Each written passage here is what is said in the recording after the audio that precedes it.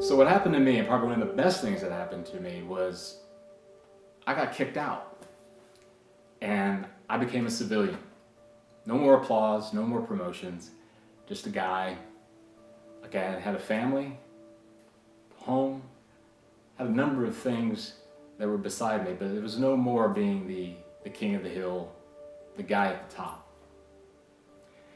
And where that put me was in a place of deep reflection. It was almost as if I was now ready to find the life that I always had wanted from the beginning.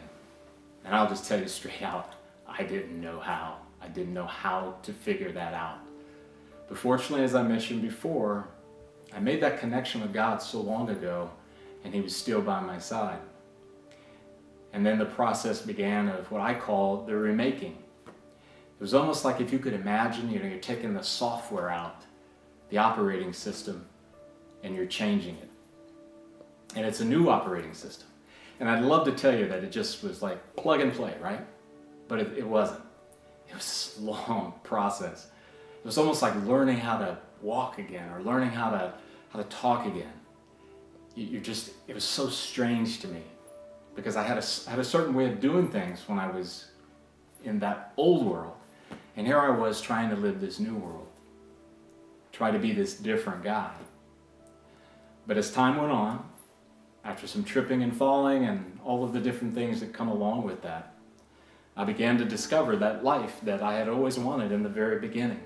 But really, quite frankly, I didn't have the courage.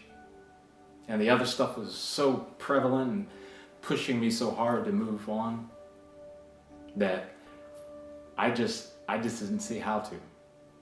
It's funny how when you get humbled, you are much more open to trying new things, to accepting change, to embrace change. And that was kind of my story. That was kind of where I was at. The beautiful part about it is that I found out how to make life the central core of what I was doing. How to be a success at life. How to come to this place where I understood that, you know what?